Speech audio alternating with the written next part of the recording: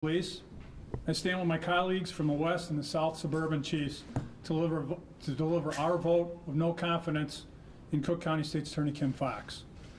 This action and vote by our membership has been taken only after serious deliberation and numerous attempts throughout State's Attorney Foxx's tenure to maintain communication between her office and our membership over prosecutorial decisions, policy choices, which have been made with seemingly no regard for the burden that it has placed upon our agencies and our communities. Clear communication and cooperation between police departments and the State's Attorney's Office is essential for successful prosecutions and providing for crime-free communities. The continued use of centralized felony review, which inhibits high-quality working relationships and accountability of State's Attorney Foxx's staff with suburban police departments, which creates communication problems and conflicts with our officers and detectives and negatively impacts the time and resources that are needed to do the basic investigations that are required of us. This cost is being borne solely by the individual departments and communities in question. Unilateral decisions to not prosecute a number of state statutes or to alter the parameters for charging well beyond the legal requirements make appropriate prosecution of crimes including retail theft, cannabis possession, suspended and unlicensed driving all but impossible for us. These are criminal acts that our communities demand that we as the police address and hold us accountable for when we're unable to do so. The recent actions regarding the dropping of all charges against Mr. Smollett are particularly worrisome due to the complete lack of communication and failure to follow established procedures by the Office of Kim Foxx. The North Suburban Chiefs are deeply concerned that these actions are pushing decriminalization of many criminal acts which our communities are not in agreement with. It is our solemn responsibility as police leaders to make the safety and well-being of our communities our top priority. These concerns have led our membership to join our fellow police executives in the West and South suburbs to take and communicate a vote of no confidence to State's Attorney Kim Foxx. Thank you, Chief.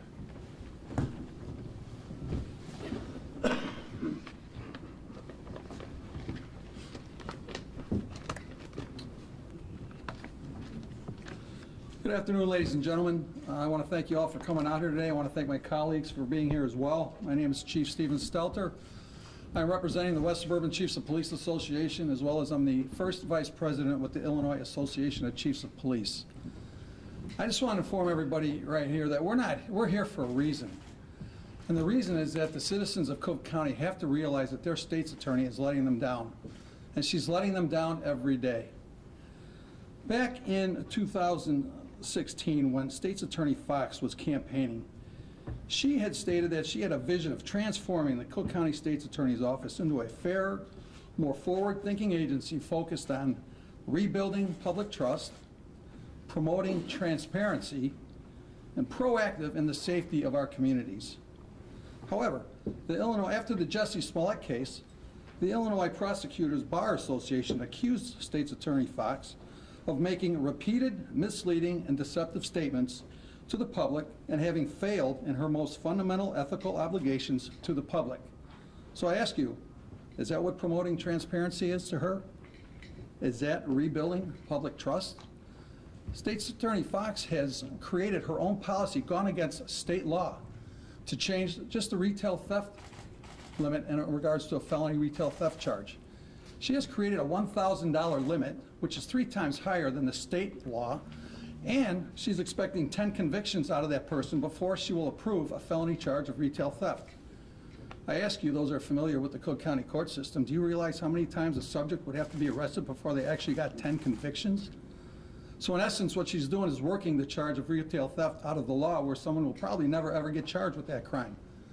And what she's doing is she's enabling the offenders.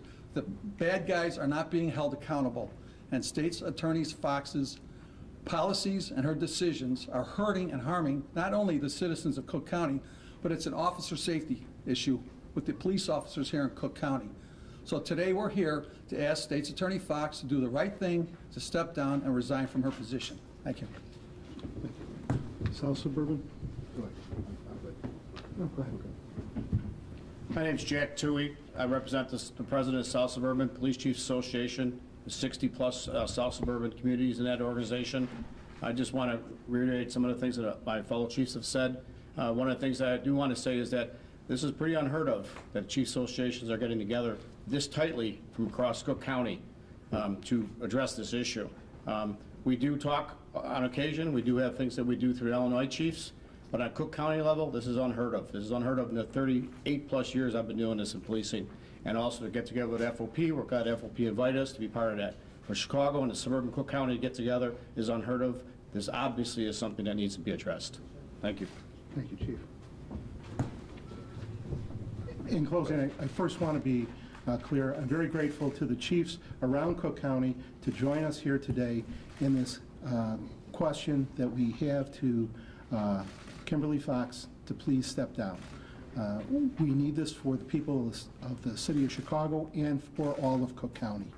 And so I am grateful that top law enforcement officers were here today to support us and that we all stand together in this. Are there any questions? Yeah. Sure. How come there are no African-American police chiefs here? The call went out to all police chiefs in Cook County who wanted to show up. That was certainly their decision, but we certainly made the invitation to everyone. Okay. Anything else? Thank you all for being here. No. Oh, okay. 10 more questions. Oh, I'm sorry. Sorry. I'm sorry. I thought that was a no. So I just want to go over some of the particulars. You mentioned the $1,000 retail theft. And I believe Chief Steller said something about an officer safety issue. What were you referring to there? I'm referring to the difficulty that State's Attorney Foxx has imposed on our assistants to get us felony charges on dangerous criminals.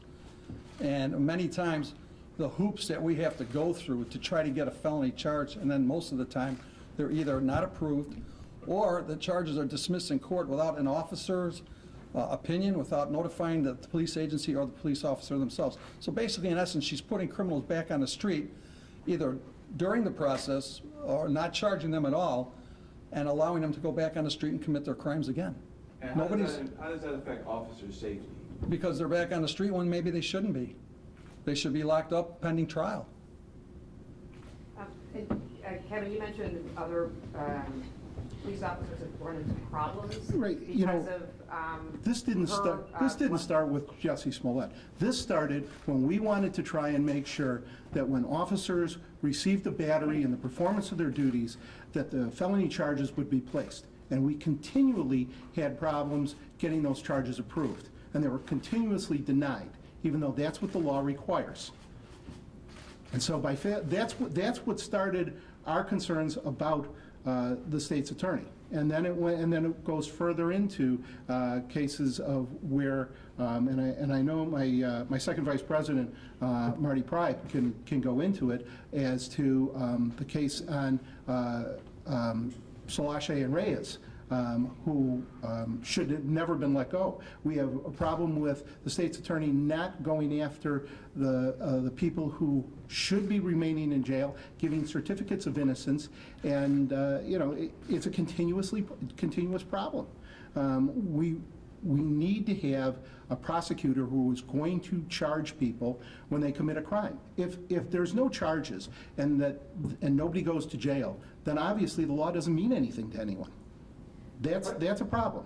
President Graham, what would you say to people who are perhaps on the other side of this issue today, that the presence here of all the police chiefs and your position on the Smollett case and Kim Foxx's tenure is purely political?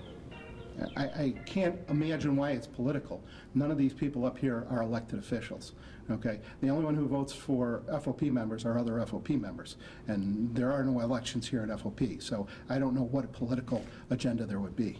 So, you know, I've heard that talk, and I disregard it. Somebody else? Yeah. Yes. What's next? I mean, if you've delivered these letters to the state's attorney's office, have you gotten a response? You know, what are you guys going to do now? First of all, I don't know that the state's attorney has gotten it. The first step was to hold a press conference and to have all my esteemed colleagues in law enforcement up here to make sure that you knew that throughout Cook County we were speaking with one voice, that there's a problem.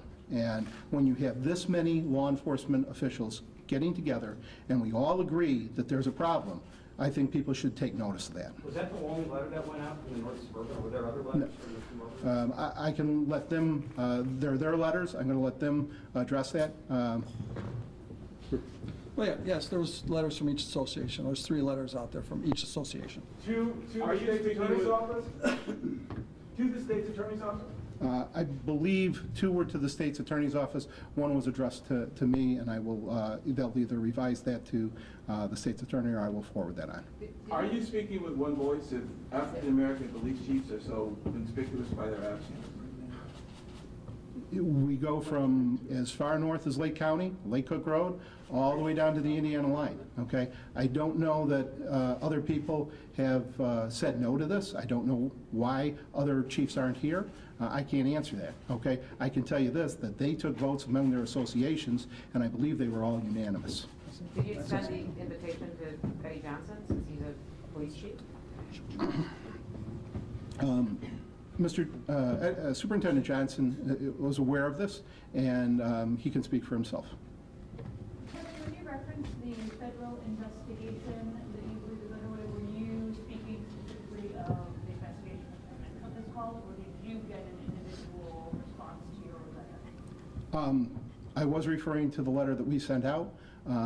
We have gotten a response back from the Department of Justice, and they are asking for some additional information, and we're working on that. Kevin, on a different subject today, Mayor-elect Lightfoot is calling on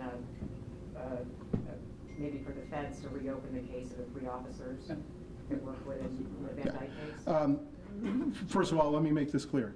Those 3 officers, there wasn't an ounce of any kind of evidence against them. I think Judge Stevens methodically went through each charge and found that there was no credibility. These were 3 innocent police officers who were charged by Patricia Brown Holmes, who was the special prosecutor. The same person also defended Jesse Smollett, and decided to charge these officers, and there was no evidence of that. And so for now, for Ms. Lightfoot to, Mayor-elect to make accusations that somehow they've done something wrong, that's irresponsible. Okay. Well, if the FBI can look into Kim Foxx, why would they not be able to review the acquittal of the officer? Well, I think there's already been a trial. I mean, do we now get to go to the feds every time we don't get what we want out of Cook County court system and then go to the feds? There seems to be a double standard there. You could argue it's the same way, the other way too. I mean, tell me when they've upgraded charges to anyone other than police officers in Cook County in the last 2 years. Yeah, I haven't seen it. So if you can tell me, let me know. But I'm sure there's decisions that previous state's attorneys have made that have been questionable to police officers as well. I'm sure state attorneys make decisions all the time not to prosecute someone. And there are times that prosecutors decide not to prosecute. I think that when you take a look at it, they can legitimately say why they are not going to, and certainly we have avenues in which to readdress that. That's not the case with the state's attorney. She makes a unilateral decision that she's not going to, and I realize these are, to many people, small crimes, but not to go after shoplifters. And quite frankly, if you owned a business that was continually being stolen from, you're going to get upset. Going to the state's attorney is not as likely as them calling the police and expressing their frustration that why do I keep getting robbed or shoplift from, and there's no convictions. That's part of the problem. Have you ever met with State Attorney Foxx about these issues, and if so, like, was there ever anything substantive that came out of any discussions? I have met with her, and I do not believe that there was anything substantive that came out of it. After the Smollett case, you met with her? Or? No. She did call me. And how did that conversation? She was very unhappy with me calling for a federal investigation, and I'm going to leave it at that. Kevin, to be clear, how many police departments Are you speaking for? You know, I am speaking for the FOP. As you can tell, their own associations are speaking for themselves. But if somebody could count. If we could, like. Here, go ahead. I can't give you a number, but we're speaking for every single police department in Cook County. I don't think so. Oh, yeah. No, I don't think so either. Yeah. Well, I mean, is there, In your not just, association. can we? all I can say is that we have 3 associations throughout Cook County. Every single police department in Cook County is affiliated with one of the associations. The emails went out, we got 0 responses on a no to the no confidence. Every response, I'm not saying everybody responded, but every response that was returned was a yes to the no confidence. And how many are those? I don't know. I'm only concerned with West Suburban, and I don't have an exact total, but I can tell you, every chief that was there, I didn't hear back from 2, and that was it. And we have roughly 35 agencies. Well, surely somebody can give a percentage as to how many police departments, police chiefs. You know, in Cook County. I think you can count for yourself with the amount of people up here. Some speak for more than one. You know what? I think the reality is that the Fraternal Order of Police here represents 12,000 police officers in Chicago. Our board of directors took a vote of no confidence, and we stand by that. And I think that what needs to be looked at is that a significant amount of law enforcement in Cook County is here saying that there's a problem in the state's attorney's office and is asking her to resign. I think that's the important part in this. Did anybody up here support Kim Foxx before she became state's attorney?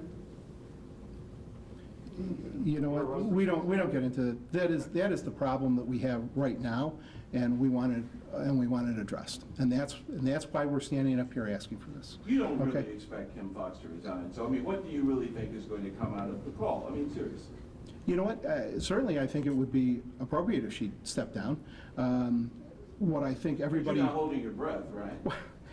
You know what? Look, I can't speak for everybody up here, but I think I can fairly safely say that we want some improvements in that office, no matter who's running it, and we want to see criminals prosecuted, and we want to see people convicted, and we don't want to have them say, well, this is a change of diversion from being prosecuted. We need to have people held accountable for the actions, you know, just as we are held accountable for our actions.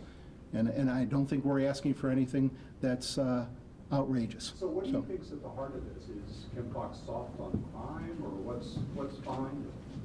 You know what? You're going to have to ask her that question. No, okay? What do you think? What do I think? I think she has not prosecuted people, and she needs to do that. That's what I think. And she needs to do that and not have charges reduced. Okay? Thank you. I appreciate you coming out. Would you have a candidate you would support for 20? As I said to you, this is not about politics. This is about having people of Cook County being treated. I guess what I'm asking is there somebody that you would support that would do what you want? I really don't know. I really don't know. You know what? When they step up, we'll take a look at the candidates. We don't have anybody in mind that I know of. I can't speak for the Police Chiefs Association, but certainly at FOP, we don't have anybody that we are courting or that has come forward that is going to have our endorsement at this point. Okay? This is about a problem in the prosecutor's office, and it is not about politics. Okay? Unless there's other chiefs. Do you guys have anything else to say? Kevin, Guys? Okay. Kevin, on the other front, though, just wondering, have you sat down with Lori Lightfoot since the election? I know it's been just a few hours. No, I have not. Have you spoken with her at all? No, I have not. Okay. Okay, thank you. Did you say felony review is refusing to prosecute aggravated battery of an officer? Is not as many as you would like? They do not enforce the felony charges on batteries to police officers. Okay, that is actually what started how upset we were with Kim Foxx, because these people come in here and we can see their injuries. We see people with a dislocated knee. We see people who have been bitten, who almost had their fingers bit off, and we can't get felony charges on that. That's a problem. Okay, thank you very much. Appreciate you coming out. Okay.